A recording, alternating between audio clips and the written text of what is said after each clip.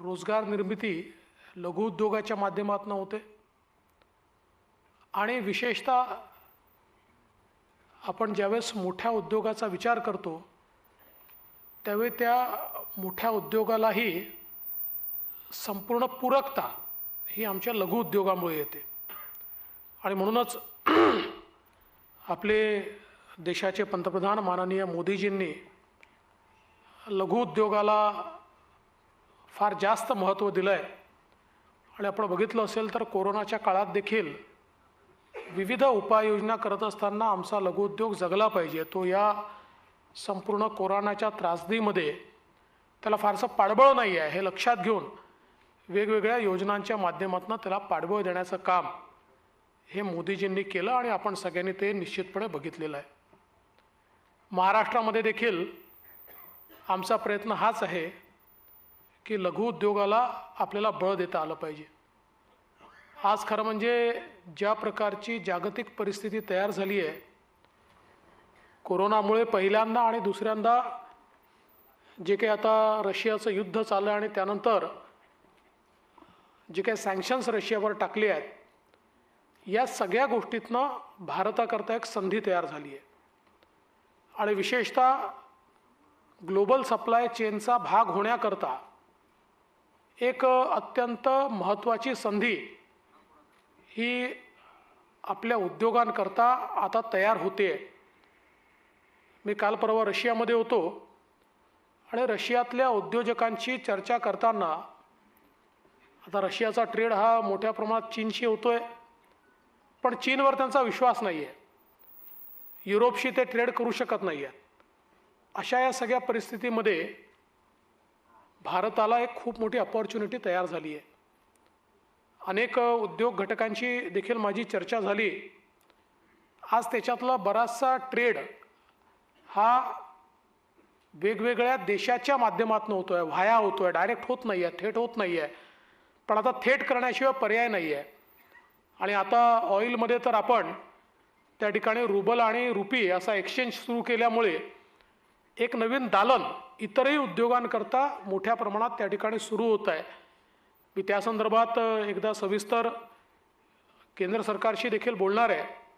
पण मला असं वाटतं की एकूणच कोरोनानंतर चीनवरचा जो काही साधारणपणे पश्चिमी राष्ट्रांचा जो काही विश्वास आहे तो कमी झाल्यानंतर त्यांना आशेचा किरण हे भारत दिसतं आहे. खरं तर मोठ्या प्रमाणात व्हिएतनामसारखा देश लाभान्वित झाला आहे, पण भारत त्याही पलीकडे जाऊ शकतो अशी आपली परिस्थिती आहे. आणि याकरता आपल्याला स्ट्रेंथन करावं लागेल ते आपल्या लघुउद्योगांचं जाळं. आपला हा जो काही सगळा बेस आहे हा ग्लोबली कॉम्पिटिटिव्ह आपल्याला करावा लागेल. आणि तो ग्लोबली कॉम्पिटिटिव्ह करायचा असेल तर सरकारलाही प्रयत्न करावे लागतील आणि उद्योगालाही प्रयत्न करावे लागतील. शेवटी एखादा उद्योग कॉम्पिटिटिव्ह करायचा असेल तर त्याच्याकरता असलेला वित्तपुरवठा असेल, त्याच्याकरता असलेली संसाधनं असतील, ही महत्त्वाची असतात, ज्याची जबाबदारी सरकारची असते. आणि त्यासोबत त्याची गुणवत्ता, कारण ग्लोबल कॉम्पिटिटिव्ह व्हायचं असेल तर गुणवत्ता ही सगळ्यात महत्त्वाची आहे. त्यामुळे ती गुणवत्ता धारण करता आली पाहिजे, हे उद्योजकाचं काम असतं. आणि या दोन्ही तिन्ही गोष्टी ज्यावेळेस आपण एकत्रित करतो त्याचवेळी खऱ्या अर्थानं आपण या ग्लोबल सप्लाय चेनचा भाग होऊ शकतो.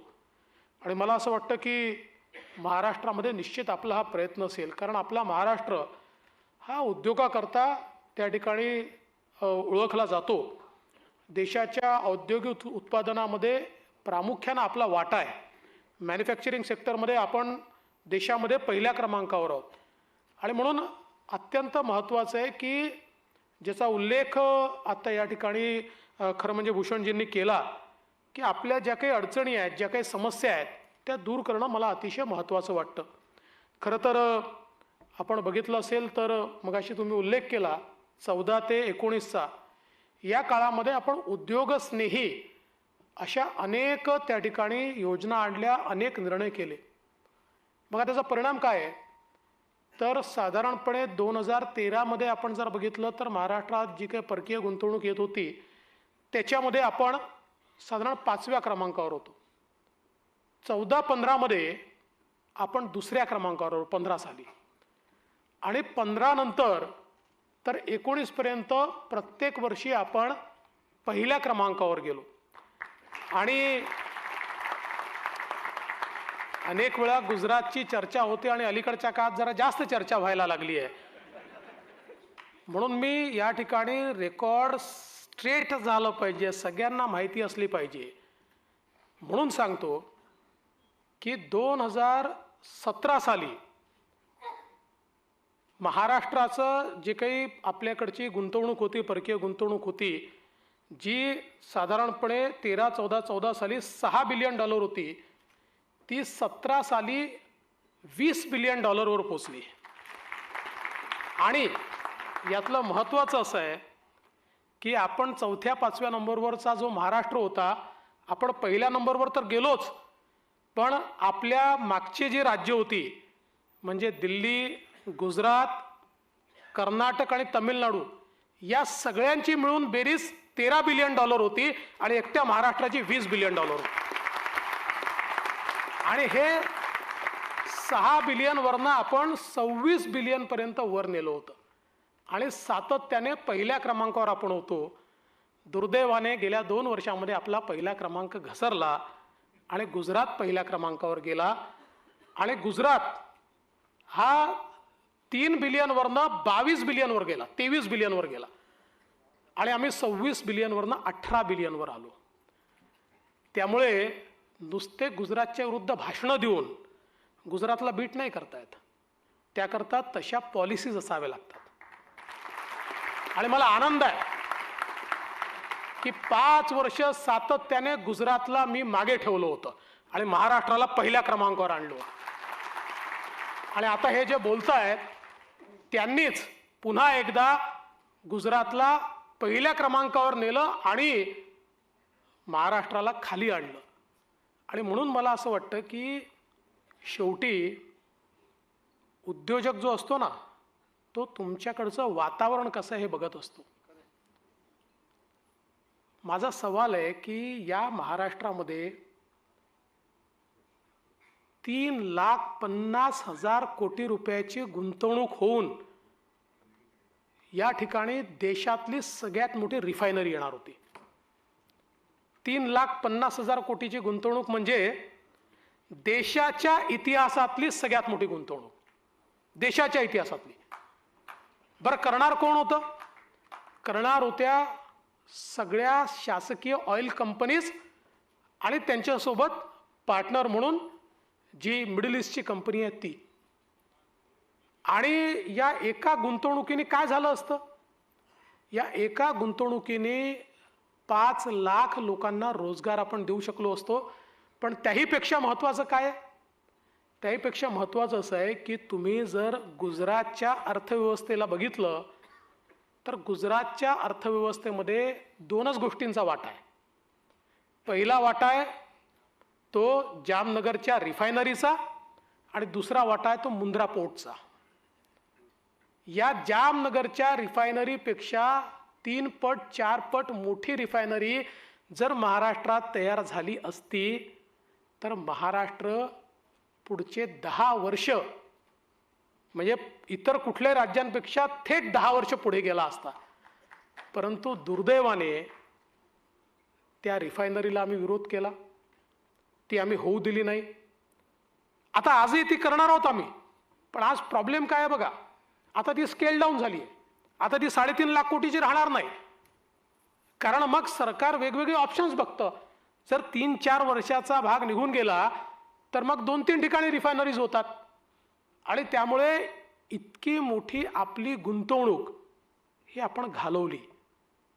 आणि एवढंच नाही तर आज आपण बघा, आपल्या इथे जो निवेशक असतो ना, तो बघत असतो की राज्यातलं वातावरण कसं आहे.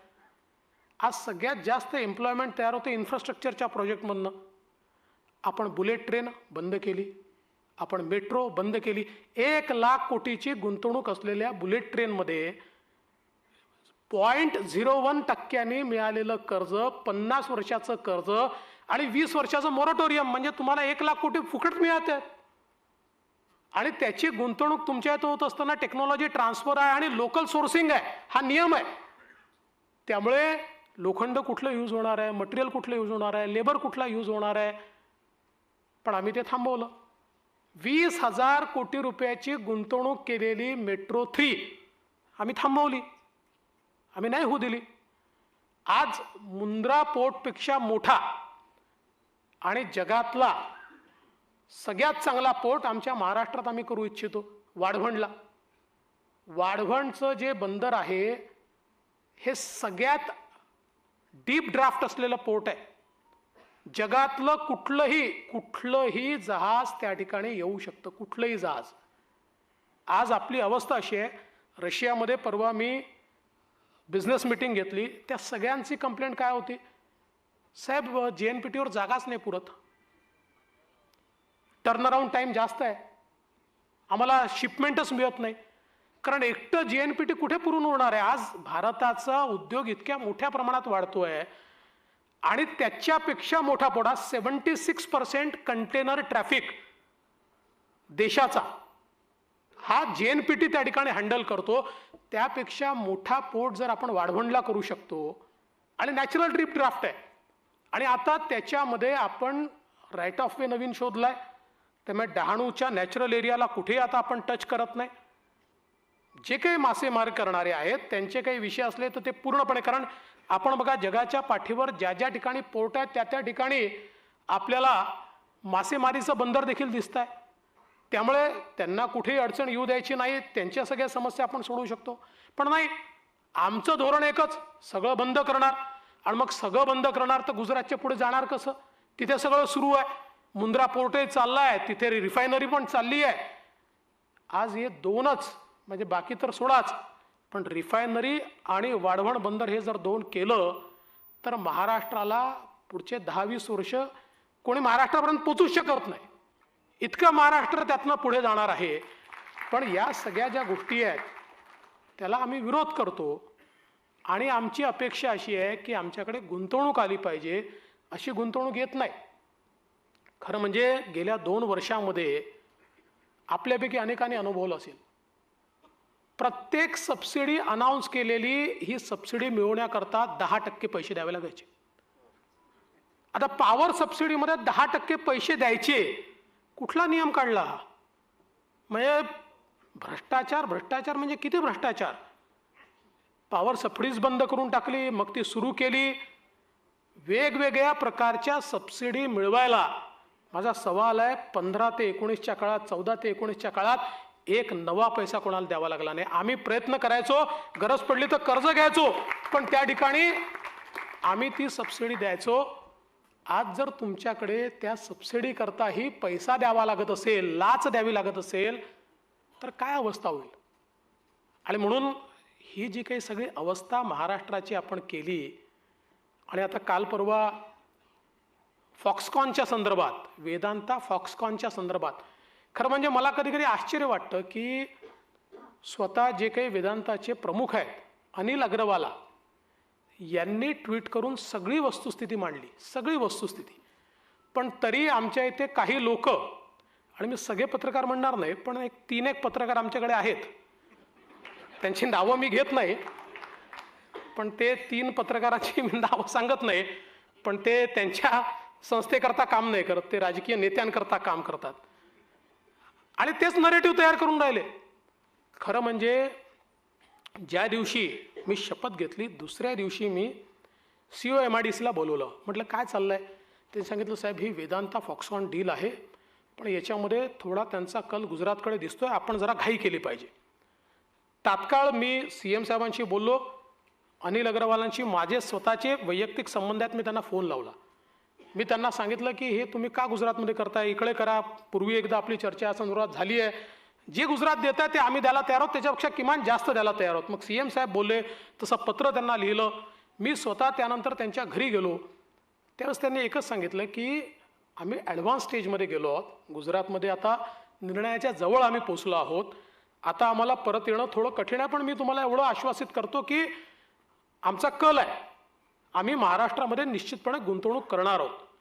मी त्यांना आग्रह केला की तुम्ही एकदा बसा, आम्ही तुमच्याकरता टेलरमध्ये पॅकेज करतो. त्यांचे माणसं त्यांनी पाठवले, जागेवर पाठवले, त्यांना जागा दाखवली आणि जे पॅकेज त्यांना गुजरातमध्ये मिळणार होतं त्याच्याही पेक्षा चांगलं पॅकेज तयार करून त्यांना सांगितलं की तुम्ही आमच्यासोबत या ठिकाणी काम सुरू करा. पण त्यांनी शेवटी मला हे सांगितलं की आमचा जवळपास हा निर्णय झालेला आहे देवेंद्रजी, आणि त्याच्यामुळे आम्ही मात्र जी काही आमचं फॉरवर्ड इंटिग्रेशन आहे, ही जी सगळी गुंतवणूक महाराष्ट्रात करणार आहोत, खरी गुंतवणूक त्याच्यामध्येच आहे. आणि त्यानंतर त्यांनी गुजरातसोबत करार केला. आता त्यांचा हा निर्णय कधी झाला होता? आमचं सरकार येण्याच्या आधी झालेला की गुजरातसोबत जायचं. आम्ही आल्यानंतर काय केलं? आपल्या राज्यामध्ये आला पाहिजे म्हणून निकराची शर्त केली, प्रयत्न केला. ज्यांनी काहीच केलं नाही ते आता आमच्याकडे बोटं दाखवून राहिले, ते आम्हाला सांगून राहिले, ते आम्हाला शहाणपण शिकवून राहिले. अरे तुमचं कर्तृत्व काय ते तर सांगा ना, तुम्ही काय केलं हे तर सांग. काहीच केलं नाही आणि या ठिकाणी शहाणपण सांगून राहिले. पण मी एक गोष्ट त्यांनाही सांगतो आणि सगळ्यांना सांगतो की निश्चितपणे तुमच्या काळामध्ये महाराष्ट्र गुजरातच्या मागे गेला असेल, पुढच्या 2 वर्षात महाराष्ट्राला गुजरातच्या पुढे नेलं नाही तर बघा, निश्चित नेणार, निश्चित नेणार. आणि ही हेल्दी कॉम्पिटिशन आहे. गुजरात काय पाकिस्तान थोडी आहे, आमचा भाऊच आहे, लहान भाऊ आहे. एकत्रच होतं, एकाच दिवशी 2 वेगळे राज्य झालो. पण शेवटी हेल्दी कॉम्पिटिशन आहे. आम्हाला गुजरातच्या पुढे जायचं आहे, आम्हाला कर्नाटकच्या पुढे जायचं आहे, आम्हाला सगळ्यांच्या पुढे जायचं आहे. महाराष्ट्र नंबर 1च राहायला पाहिजे, तो नंबर 2 ठेवूच शकत नाही आम्ही, आणि ते आम्ही करून दाखवू. आज इन्फ्रास्ट्रक्चर लेड डेव्हलपमेंट हे जे ग्रोथ मॉडेल आम्ही हातामध्ये घेतलं आहे, म्हणजे मला तर आश्चर्य वाटतं. आता लोकांना विश्वास नव्हता जेव्हा आम्ही म्हणायचो की आम्ही नागपूर मुंबई एक्सप्रेसवे करू. मला आठवतं की नागपूर मुंबई एक्सप्रेसवे करण्याकरता आम्ही घेतला तर त्यावेळी माननीय उद्धवजींनी जाऊन तिथे सभा घेतल्या शेतकऱ्यांमध्ये आणि त्याला विरोध केला. माननीय पवार साहेबांनी जाऊन तिथे विरोध केला, त्याच्या विरुद्ध सभा घेतल्या.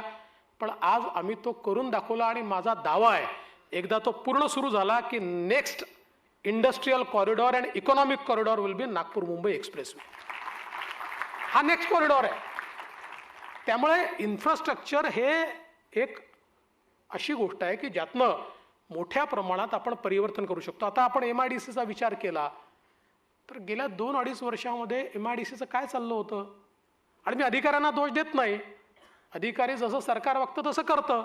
MIDCचं एकच काम चाललं होतं की त्यांनी आधी कोणीतरी जमिनी विकत घ्यायच्या आणि मग त्या जमिनी MIDCने एक्वायर करायच्या. हे एकच काम होतं.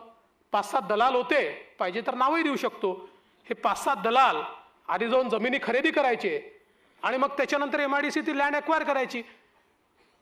किती जागा तुम्ही दिल्या, किती लोकांना तुम्ही जागा दिल्या आणि किती जागा रिझर्व्ह केल्या, हा देखील एक महत्त्वाचा विषय आहे. आणि रिझर्व्ह करताना एका तरी लघु उद्योजकाला दिली, एका तरी जेन्युइन उद्योजकाला दिली. मग अशा प्रकारची जर अवस्था असेल तर कशा प्रकारे आपण उद्योगाला आकृष्ट करू शकू? आणि म्हणून निश्चितपणे मी आपल्याला हे आश्वस्त करू इच्छितो की आपल्या ज्या अडचणी आहेत, मगाशी परभणीचे लोक भेटले होते, त्यांनी सांगितलं इंडस्ट्रियल NA करण्याकरता आमच्या इथे अडचण आहे. आता तुम्ही काळजी करू नका, इंडस्ट्रियल NAच्या संदर्भात आपण सगळे निर्णय घेतले आहेत. आणि मगाशी तुम्ही जे म्हणालात ना की ते खाली माहीत नसतं वगैरे, ते 100% माहिती असतं. पण काही दलाल असतात आणि काही अधिकाऱ्यांना पैसे खायचे असतात, ते मिळून हे होऊ देत नाही. आता अशा अधिकाऱ्यांची खैर नाही. एकदा निर्णय सरकारने घेतला आणि सरकारचा निर्णय जर अंमलात आणणार नसेल तर अशा अधिकाऱ्याला घरी बसवल्याशिवाय राहणार नाही, थेट घरीच बसवणार. त्यामुळे आता मी परवा आमच्या महसूल विभागाच्या सचिवांना सांगितलं की तुम्ही जेवढे घेतलेले निर्णय त्याचं कंपायलेशन तयार करून कलेक्टरला पाठवा आणि त्याला सांगा तू खालपर्यंत तहसीलदार असेल, SDO असेल, सगळ्यांना एकदा त्यांचा वर्ग घे की हे निर्णय झाले आहेत.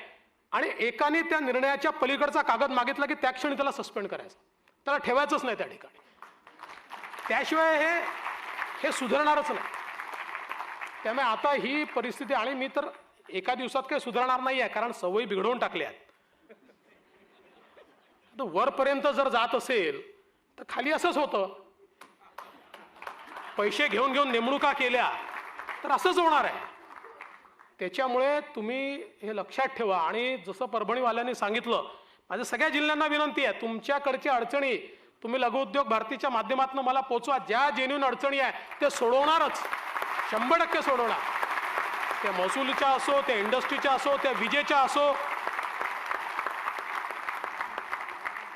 कारण भारताला 5 ट्रिलियन इकॉनॉमी करायची असेल तर महाराष्ट्र 1 ट्रिलियन झाल्याशिवाय देश 5 ट्रिलियन होऊ शकत नाही. आणि महाराष्ट्राला 1 ट्रिलियन करायचं असेल तर सर्वांना एकत्रितपणे टीम म्हणून काम करावं लागेल. आणि जेवढे म्हणजे ease of doing business not only on paper but in practice, या ठिकाणी आपल्याला हे करावं लागेल आणि ते करायची पूर्ण मानसिकता आमची आहे. खरं म्हणजे मुख्यमंत्री एकनाथराव शिंदे आणि मी आम्ही दोघांनी बसून हा निर्णयच केला आहे. आज मोठ्या प्रमाणात इन्फ्रास्ट्रक्चरचे प्रोजेक्ट्स आम्ही हाती घेतो आहोत. मोठ्या प्रमाणात रोडची ग्रीड आम्ही तयार करणार आहोत. आणि विशेषतः जी काही पोर्ट कनेक्टिव्हिटी आहे, ही पोर्ट कनेक्टिव्हिटी जास्तीत जास्त आपल्याला कशी वाढवता येईल याचा प्रयत्न आमचा या ठिकाणी असणार आहे. सगळ्या गोष्टी हॅसल फ्री कशा करता येतील हा प्रयत्न आमचा असणार आहे. त्यामुळे मला असं वाटतं की निश्चितपणे येत्या काळामध्ये मोठ्या प्रमाणात आपण गुंतवणूकही आणू आणि गुंतवणूक आल्यानंतर त्याच्याकरता जी इकोसिस्टीम आहे ती इकोसिस्टीम तयार करण्याचं काम हे लघुउद्योजकांचं असतं. ती इकोसिस्टीम तयार करण्याकरता लघुउद्योजकांना संपूर्ण मदत ही सरकारच्या माध्यमातून या ठिकाणी राहील. आणि त्याकरता मी लघुउद्योग भारतीला विनंती करतो की आपण त्या संदर्भात एक फॅसिलिटेटरचं काम करावं. कारण आज लघुउद्योग भारतीचा फार चांगला कनेक्ट आहे. आणि मगाशी भूषणजींनी सांगितली गोष्ट खरी आहे की कोरोनाच्या काळात अनेक वेळा तुम्ही मलाच भेटलात की काय अडचणी आहेत. त्यामुळे तुम्ही सातत्याने त्या काळातही उद्योजकांच्या अडचणी समजून घेत होतात. म्हणून तुम्हाला एक उद्योजकांमध्ये मान आहे, एक तुमच्याबद्दल चांगली भावना आहे आणि म्हणून तुम्ही फॅसिलिटेटरचं काम करा आणि या सगळ्या समस्या आपण या ठिकाणी सोडवू. आणि निश्चितपणे कारण शेवटी जर लघुउद्योग योग्य प्रकारे वाढला तरच आमच्या हाताला काम मिळणार आहे. आणि मला असं वाटतं की विशेषतः आमच्या तरुणाईला या ठिकाणी मोठ्या प्रमाणात आपण काम देऊ शकू. त्या दृष्टीने आपण सगळे मिळून काम करूया. मी पुन्हा एकदा आपल्या सगळ्यांचं अतिशय मनापासून या ठिकाणी अभिनंदन करतो, आपले आभार मानतो. आपण माझं म्हणणं ऐकून घेतलं त्याबद्दल आपले आभार मानतो आणि माझे 2 शब्द संपवतो. धन्यवाद. जय हिंद, जय महाराष्ट्र. या क्षणाची अत्यंत महत्त्वाची बातमी तुम्ही लोकशाही न्यूजवर पाहू शकतायत. लघु उद्योग भारती आयोजित कार्यक्रमात उपमुख्यमंत्री देवेंद्र फडणवीस हे बोलत होते. यावेळी त्यांनी विरोधकांवर जोरदार हल्लाबोल करत तुमच्या काळात महाराष्ट्र गुजरातच्या मागे गेल्याचं वक्तव्य त्यांनी केलेलं आहे. त्यासोबतच अनिल अग्रवाल वेदांताचे मुख्य अधिकारी असल्याचं त्यांनी सांगितलेलं आहे. आणि अनिल अग्रवाल येत्या काळात महाराष्ट्रात सगळ्यात मोठी गुंतवणूक करतील असं देवेंद्र फडणवीसांनी अशी माहिती दिलेली आहे. त्यासोबतच भाषणं करून आम्ही गुजरातला आपण मागे टाकू शकत नाहीत असं फडणवीसांनी उद्धव ठाकरेंना अप्रत्यक्षपणे टोला देखील या क्षणी लगावलेला आहे. अनिल अग्रवाल यांच्याशी माझे वैयक्तिक संबंध असल्याचंही या क्षणी उपमुख्यमंत्री देवेंद्र फडणवीसांनी सांगितलेलं आहे.